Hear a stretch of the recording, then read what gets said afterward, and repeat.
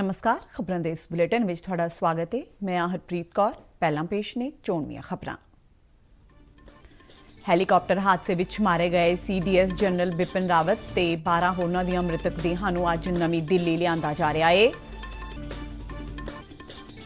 केंद्रीय कैबिनेट ने प्रधानमंत्री आवास योजना ग्रामीण नूं 2024 तक जारी रखण दा कीता फैसला। पंजाब के मुख चोण अधिकारी ने चोण प्रबंधां का जायजा लैंदिआं वोटर सूचियां संबंधी प्राप्त सारियां अर्जियां दे तुरंत निपटारे दे दिते हुकम। केंद्रीय सेहत ते परिवार भलाई मंत्रालय ने सूबियां ते केंद्र शासित प्रदेशां नूं ओमिक्रॉन पॉजिटिव केसां दा इलाज निर्धारित वखरे एकांतवास खेतर विच करन दे दिते निर्देश।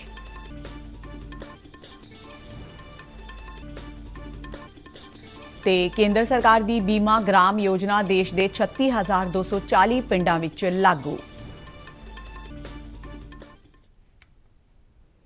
ते हुण खबरां विस्तार नाल। तमिलनाडु के नीलगिरी जिले विच कनूर नेड़े कल भारतीय हवाई फौज के एक हैलीकॉप्टर MI-17 V5 के हादसे विच मारे गए chief of defence staff general Bipin Rawat, उन्हां दी पत्नी मधुलिका रावत, उन्हां दे स्टाफ के 7 मैंबर ते 4 क्रू मैंबरां दीआं मृतक देहां नूं अज नवीं दिल्ली लिआंदा जा रहा है।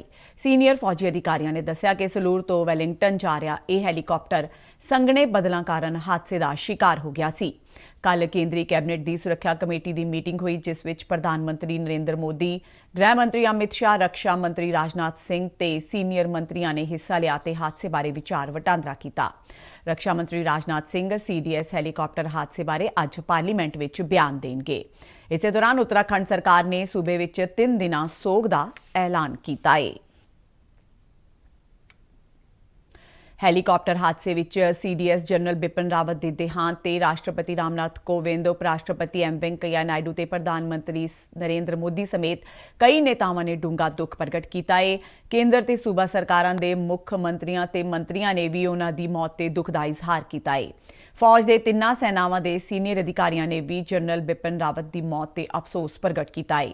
पंजाब के राज्यपाल बनवारी लाल पुरोहित, मुख्यमंत्री चरणजीत सिंह चन्नी, संसद मैंबर सुखबीर सिंह बादल, हरसिमरत कौर बादल ते कैप्टन अमरिंदर सिंह ने बिपिन रावत ते होरनां दी मौत ते डूंगा दुख प्रगट किया। केंद्रीय कैबिनेट ने प्रधानमंत्री आवास योजना ग्रामीण नूं 2024 तक जारी रखण दा फैसला किया है। प्रधानमंत्री नरेंद्र मोदी की प्रधानगी हेठ नवीं दिल्ली विच होई केंद्रीय कैबिनेट की मीटिंग विच इस बारे फैसला लिया गया। मीटिंग के फैसलिਆਂ बारे जानकारी दिंदिआं सूचना ते प्रसारण मंत्री अनुराग सिंह ठाकुर ने दस्सिया कि इस योजना लई 2,17,257 करोड़ रुपए की होर मंजूरी दी गई है। उन्होंने कहा कि इस योजना तहत 1 करोड़ 65 लाख मकान हुण तक बनाए जा चुके हैं। केंद्रीय संचार ते इलैक्ट्रॉनिक्स ते सूचना तकनोलॉजी मंत्री अश्विनी वैष्णव ने कहा है कि 5G सेवावां की खरीद भरोसेयोग सूत्रां जरिए की जा रही है। उन्हें किसी कंपनी का नां लैण तो इनकार किया। कांग्रेस नेता मनीष तिवाड़ी वालों लोक सभा विच कल पूछे गए सवाल का जवाब देंदिआं केंद्रीय मंत्री ने यह जानकारी दी। केंद्रीय मंत्री ने कहा कि कई दूर संचार सेवा देने वाली कंपनियों नूं 5G तकनोलॉजी स्पैक्ट्रम की आजमाइश का काम उन्हां वालों चुनिया थावां ते सौंपिया गया है। उन्होंने कहा कि इन्हां थावां विच दिल्ली, मुंबई, कोलकाता, कर्नाटक, महाराष्ट्र, आंध्र प्रदेश, उत्तर प्रदेश ते पंजाब लाइसेंस प्राप्त सेवा खेतर विच शहरी, अर्ध शहरी ते देहाती खेतर शामिल ने। पंजाब के मुख चोण अधिकारी डॉक्टर S करुणा राजू ने विधानसभा चोणां दीआं तैयारियां संबंधी सारे रिटर्निंग अफसरां नाल एक ऑनलाइन मीटिंग की। उन्होंने चोण अधिकारियों को भारत चोण कमिशन दीआं हदायतां मुताबक हरेक पोलिंग बूथ ते कीते जाण वाले प्रबंध यकीनी बनाउण लई आख्या। डॉक्टर राजू ने कहा कि पोलिंग स्टेशनां ते बूथां दे नाम साफ पढ़ हुंदे होणे चाहीदे ने ते पखानिਆਂ ਦੀ साफ सफाई ते पीण वाले पानी का प्रबंध भी सुचੱਜੇ ढंग नाल कीता जावे। उन्होंने वोटर सूचियां संबंधी प्राप्त सारियां अर्जियां का तुरंत निपटारा करन दे हुकम दिंदिआं कहा कि जिन्हां बूथां ते पिछलियां वोटां दौरान वोट प्रतिशत घट सी उत्थे इस नूं वधाउण लई स्वीप गतिविधियां कीतियां जाण। उन्हां चोण ड्यूटी ते लगाए जाण वाले अमले दा कोविड संबंधी टीकाकरण यकीनी बनाउण दे नाल-नाल कोविड के किसी भी संभावी खतरे नाल नजिठण लई तैयारी रखण दी सलाह भी दित्ती। वधीक मुख चोण अफसर अमनदीप कौर भी इस मीटिंग विच हाज़र सन। केंद्रीय सेहत ते परिवार भलाई मंत्रालय ने कहा है कि ओमिक्रॉन पॉजिटिव केसां दा इलाज निर्धारित कोविड सहूलतां वालियां थावां ते वखरे एकांतवास खेतर विच कीता जावेगा जो ओमिक्रॉन पॉजिटिव मरीजां लई विशेष तौर ते निर्धारित होवेगा। ਸੂਬਿਆਂ ਤੇ ਕੇਂਦਰ ਸ਼ਾਸਤ ਪ੍ਰਦੇਸ਼ਾਂ ਨੂੰ ਲਿਖੀ ਇੱਕ ਚਿੱਠੀ ਵਿੱਚ ਕੇਂਦਰੀ ਸਿਹਤ ਸਕੱਤਰ ਰਾਜੇਸ਼ ਭੂਸ਼ਣ ਨੇ ਕਿਹਾ ਹੈ ਕਿ ਇਸ ਗੱਲ ਨੂੰ ਯਕੀਨੀ ਬਣਾਇਆ ਜਾਵੇ ਕਿ ਕਿਸੇ ਵੀ ਕਿਸਮ ਦੀ ਲਾਗ ਇੱਕ ਤੋਂ ਦੂਜੇ ਨੂੰ ਨਾ ਲੱਗੇ।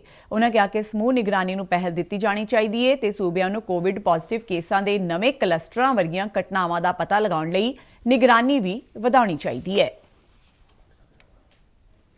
ਰਾਸ਼ਟਰ ਵਿਆਪੀ ਕੋਵਿਡ ਟੀਕਾਕਰਨ ਮੁਹਿੰਮ ਤਹਿਤ ਹੁਣ ਤੱਕ ਦੇਸ਼ ਵਿੱਚ ਕਰੀਬ 130 ਕਰੋੜ 43 ਲੱਖ ਤੋਂ ਵੱਧ ਟੀਕੇ ਲਗਾਏ ਜਾ ਚੁੱਕੇ ਨੇ। ਤਾਜ਼ਾ ਅੰਕੜਿਆਂ ਅਨੁਸਾਰ ਲਗਾਏ ਗਏ ਕੁੱਲ ਟੀਕਿਆਂ ਵਿੱਚੋਂ 80 ਕਰੋੜ 90 ਲੱਖ 80 ਹਜ਼ਾਰ ਨੂੰ ਪਹਿਲੀ ਡੋਜ਼, ਜਦਕਿ 49 ਕਰੋੜ 52 ਲੱਖ 18 ਹਜ਼ਾਰ ਨੂੰ ਦੋਵੇਂ ਖੁਰਾਕਾਂ ਦਿੱਤੀਆਂ ਗਈਆਂ ਨੇ। ਸਿਹਤਯਾਬੀ ਦੀ ਦਰ ਇਸ ਵੇਲੇ 98.36% ਹੋ ਗਈ ਹੈ। ਪੰਜਾਬ ਵਿੱਚ ਹੁਣ ਤੱਕ 2 ਕਰੋੜ 48 ਲੱਖ 28 ਹਜ਼ਾਰ 800 ਤੋਂ ਵੱਧ ਲਾਭਪਾਤਰੀਆਂ ਦਾ ਟੀਕਾਕਰਨ ਕੀਤਾ ਜਾ ਚੁੱਕਾ ਹੈ। ਇਸ ਵਿੱਚੋਂ 1 ਕਰੋੜ 67 ਲੱਖ 22 ਹਜ਼ਾਰ ਨੂੰ ਪਹਿਲੀ ਖੁਰਾਕ, ਜਦਕਿ 81 ਲੱਖ 6 ਹਜ਼ਾਰ 700 ਨੂੰ ਦੋਨੋਂ ਖੁਰਾਕਾਂ ਦਿੱਤੀਆਂ ਗਈਆਂ ਨੇ। ਦੇਸ਼ ਭਰ ਵਿੱਚ ਕੁੱਲ 36,240 ਪਿੰਡਾਂ ਨੂੰ ਬੀਮਾ ਗ੍ਰਾਮ ਯੋਜਨਾ ਦੇ ਘੇਰੇ ਅੰਦਰ ਲਿਆਂਦਾ ਗਿਆ ਹੈ। ਇਹ ਜਾਣਕਾਰੀ ਕੇਂਦਰੀ ਸੰਚਾਰ ਰਾਜ ਮੰਤਰੀ ਦਿਓਸਨ ਚੌਹਾਨ ਨੇ ਇੱਕ ਸਵਾਲ ਦੇ ਜਵਾਬ ਵਿੱਚ ਕੱਲ੍ਹ ਲੋਕ ਸਭਾ ਵਿੱਚ ਦਿੱਤੀ। ਉਨ੍ਹਾਂ ਕਿਹਾ ਕਿ ਇਹ ਸਹੂਲਤ ਡਾਕ ਵਿਭਾਗ ਦੁਆਰਾ ਪੇਂਡੂ ਖੇਤਰਾਂ ਵਿੱਚ ਰਹਿ ਰਹੇ ਲੋਕਾਂ ਨੂੰ ਲਾਈਫ ਇੰਸ਼ੋਰੈਂਸ ਕਵਰ ਮੁਹੱਈਆ ਕਰਵਾਉਣ ਲਈ ਦਿੱਤੀ ਜਾਂਦੀ ਹੈ। ਉਨ੍ਹਾਂ ਕਿਹਾ ਕਿ ਇਸ ਪਹਿਲ ਕਦਮੀ ਨੂੰ ਲਾਗੂ ਕਰਨ ਲਈ ਇੱਕ ਵਿਅਕਤੀ ਦੀ ਪ੍ਰੀਮੀਅਮ ਅਦਾਇਗੀ ਸਮਰੱਥਾ ਮਹੱਤਵਪੂਰਨ ਮਾਮਲਿਆਂ ਵਿੱਚੋਂ ਇੱਕ ਹੈ। ਕੇਂਦਰੀ ਸਿੱਖਿਆ ਮੰਤਰਾਲੇ ਨੇ ਘੱਟੋ-ਘੱਟ 75 ਲੱਖ ਲੋਕਾਂ ਨੂੰ ਆਪਣੀ ਮਾਤ ਭਾਸ਼ਾ ਤੋਂ ਇਲਾਵਾ ਹੋਰ ਭਾਸ਼ਾਵਾਂ ਵਿੱਚ ਮੁੱਢਲੀ ਗੱਲਬਾਤ ਦੀ ਯੋਗਤਾ ਹਾਸਲ ਕਰਨ ਲਈ ਸਹਾਇਤਾ ਕਰਨ ਵਾਸਤੇ ਭਾਸ਼ਾ ਸੰਗਮ ਨਾਂ ਦੀ ਇੱਕ ਮੋਬਾਈਲ ਐਪ ਜਾਰੀ ਕੀਤੀ ਹੈ। ਭਾਸ਼ਾ ਸਿੱਖਣ ਦੀ ਇਹ ਪਹਿਲ ਕਦਮੀ ਆਜ਼ਾਦੀ ਕਾ ਅੰਮ੍ਰਿਤ ਮਹੋਤਸਵ ਦੇ ਹਿੱਸੇ ਵਜੋਂ ਏਕ ਭਾਰਤ ਸ਼੍ਰੇਸ਼ਠ ਭਾਰਤ ਤਹਿਤ ਕੀਤੀ ਗਈ ਹੈ। ਇਸ ਐਪ ਵਿੱਚ 22 ਭਾਰਤੀ ਬੋਲੀਆਂ ਵਿੱਚ ਟੈਕਸਟ ਤੇ ਆਡੀਓ ਫਾਰਮੈਟ ਵਿੱਚ ਆਮ ਬੋਲਚਾਲ ਵਰਤੋਂ ਦੇ 100 ਤੋਂ ਵੱਧ ਵਾਕ ਸ਼ਾਮਲ ਨੇ। ਪੰਜਾਬ ਵਿੱਚ ਨਵੰਬਰ ਮਹੀਨੇ ਦੌਰਾਨ GST ਤੋਂ ਕੈਸ਼ ਕਲੈਕਸ਼ਨ 32% ਵਾਧੇ ਨਾਲ 1845 ਕਰੋੜ ਰੁਪਏ ਰਹੀ ਹੈ। ਟੈਕਸੇਸ਼ਨ ਕਮਿਸ਼ਨਰੇਟ ਦੇ ਇੱਕ ਬੁਲਾਰੇ ਨੇ ਚੰਡੀਗੜ੍ਹ ਵਿੱਚ ਇਹ ਜਾਣਕਾਰੀ ਦਿੰਦਿਆਂ ਦੱਸਿਆ ਕਿ ਇਹ GST ਲਾਗੂ ਹੋਣ ਮਗਰੋਂ ਦੂਜੀ ਸਭ ਤੋਂ ਵੱਡੀ ਕਲੈਕਸ਼ਨ ਹੈ। ਇਸ ਵਿਕਾਸ ਦਰ ਵਿੱਚ ਪੰਜਾਬ ਦੇਸ਼ ਭਰ ਵਿੱਚੋਂ ਓਡੀਸ਼ਾ ਤੇ ਕੇਰਲ ਮਗਰੋਂ ਤੀਜੀ ਥਾਂ ਤੇ ਹੈ। ਬੁਲਾਰੇ ਮੁਤਾਬਕ GST ਮਾਲੀਏ ਵਿੱਚ ਨਵੰਬਰ 2021 ਤੱਕ ਪਿਛਲੇ ਵਰੇ ਦੇ ਮੁਕਾਬਲੇ ਤਕਰੀਬਨ 54% ਵਾਧਾ ਹੋਇਆ ਹੈ। ਨਵੰਬਰ ਮਹੀਨੇ ਦੌਰਾਨ ਵੈਟ ਤੋਂ 949 ਕਰੋੜ 44 ਲੱਖ ਅਤੇ CST ਤੋਂ 20 ਕਰੋੜ 19 ਲੱਖ ਰੁਪਏ ਟੈਕਸ ਇਕੱਠਾ ਕੀਤਾ ਗਿਆ ਹੈ। ਇਹ ਰਕਮ ਵੀ ਪਿਛਲੇ ਵਰੇ ਨਾਲੋਂ ਵੱਧ ਹੈ। ਬੁਲਾਰੇ ਨੇ ਦੱਸਿਆ ਕਿ PMDT ਐਕਟ ਅਧੀਨ ਨਵੇਂ ਯੋਗ ਕਰਦਾਤਾਵਾਂ ਨੂੰ ਰਜਿਸਟਰ ਕਰਨ ਲਈ ਟੈਕਸ ਵਿਭਾਗ ਦੇ ਲਗਾਤਾਰ ਯਤਨਾਂ ਦੇ ਨਤੀਜੇ ਵਜੋਂ ਪਿਛਲੇ ਮਹੀਨੇ 12 ਕਰੋੜ 34 ਲੱਖ ਰੁਪਏ ਪ੍ਰੋਫੈਸ਼ਨਲ ਟੈਕਸ ਇਕੱਠਾ ਕੀਤਾ ਗਿਆ ਹੈ। ਪੰਜਾਬ ਸਰਕਾਰ ਨੇ ਕੈਦੀਆਂ ਦੇ ਜੀਵਨ ਵਿੱਚ ਸੁਧਾਰ ਲਿਆਉਣ ਲਈ ਕੇਂਦਰੀ ਜੇਲ੍ਹ ਕਪੂਰਥਲਾ ਤੋਂ ਸੰਕਲਪ ਪ੍ਰੋਜੈਕਟ ਦੀ ਸ਼ੁਰੂਆਤ ਕੀਤੀ। ਇਸ ਤਹਿਤ ਸੂਬੇ ਦੀਆਂ 8 ਜੇਲ੍ਹਾਂ ਅੰਦਰ ਕੈਦੀਆਂ ਨੂੰ ਵੱਖ-ਵੱਖ ਕਿੱਤਿਆਂ ਦੀ ਸਿਖਲਾਈ ਦੇ ਕੇ ਹੁਨਰਮੰਦ ਬਣਾਇਆ ਜਾਵੇਗਾ। ਇਸ ਪ੍ਰੋਜੈਕਟ ਦੀ ਸ਼ੁਰੂਆਤ ਸੂਬੇ ਦੇ ਤਕਨੀਕੀ ਸਿੱਖਿਆ ਰੋਜ਼ਗਾਰ ਉਤਪਤੀ ਮੰਤਰੀ ਰਾਣਾ ਗੁਰਜੀਤ ਸਿੰਘ ਨੇ ਕੀਤੀ। ਪਹਿਲੇ ਦੌਰ ਵਿੱਚ ਅੰਮ੍ਰਿਤਸਰ, ਫਿਰੋਜ਼ਪੁਰ, ਕਪੂਰਥਲਾ, ਫਰੀਦਕੋਟ, ਬਠਿੰਡਾ, ਨਾਭਾ, ਪਟਿਆਲਾ ਤੇ ਲੁਧਿਆਣਾ ਵਿਖੇ ਕੈਦੀਆਂ ਨੂੰ 400 ਘੰਟੇ ਦੇ ਕੋਰਸ ਕਰਵਾਏ ਜਾਣਗੇ। ਇਸ ਕੋਰਸ ਵਿੱਚ ਰਾਜ ਮਿਸਤਰੀ, carpenter, beauty therapist, painter, helper, electrician ਤੇ ਪਲੰਬਰ ਦੇ ਹੋਣਗੇ। ਖਬਰਾਂ ਦੇ ਬੁਲੇਟਿਨ ਸਾਡੇ ਦਰਸ਼ਕ RNU DDK ਜਲੰਧਰ ਦੇ YouTube ਚੈਨਲ, Facebook ਪੇਜ ਤੇ Twitter ਹੈਂਡਲ ਤੇ ਵੀ ਦੇਖ ਸਕਦੇ ਨੇ। ਤੇ ਬੁਲੇਟਿਨ ਦੇ ਅੰਤ ਵਿੱਚ ਚੋਣਵੀਆਂ ਖਬਰਾਂ ਇੱਕ ਵਾਰ ਫਿਰ ਤੋਂ। ਹੈਲੀਕਾਪਟਰ ਹਾਦਸੇ ਵਿੱਚ ਮਾਰੇ ਗਏ CDS ਜਨਰਲ ਬਿਪਿਨ ਰਾਵਤ ਤੇ 12 ਹੋਰਨਾਂ ਦੀਆਂ ਮ੍ਰਿਤਕ ਦੇਹਾਂ ਨੂੰ ਅੱਜ ਨਵੀਂ ਦਿੱਲੀ ਲਿਆਂਦਾ ਜਾ ਰਿਹਾ ਹੈ। ਕੇਂਦਰੀ ਕੈਬਨਿਟ ਨੇ ਪ੍ਰਧਾਨ ਮੰਤਰੀ ਆਵਾਸ ਯੋਜਨਾ ਗ੍ਰਾਮੀਣ ਨੂੰ 2024 ਤੱਕ ਜਾਰੀ ਰੱਖਣ ਦਾ ਕੀਤਾ ਫੈਸਲਾ। ਪੰਜਾਬ ਦੇ ਮੁੱਖ ਚੋਣ ਅਧਿਕਾਰੀ ਨੇ ਚੋਣ ਪ੍ਰਬੰਧਾਂ ਦਾ ਜਾਇਜ਼ਾ ਲੈਂਦਿਆਂ ਵੋਟਰ ਸੂਚੀਆਂ ਸੰਬੰਧੀ ਪ੍ਰਾਪਤ ਸਾਰੀਆਂ ਅਰਜ਼ੀਆਂ ਦੇ ਤੁਰੰਤ ਨਿਪਟਾਰੇ ਦੇ ਦਿੱਤੇ ਹੁਕਮ।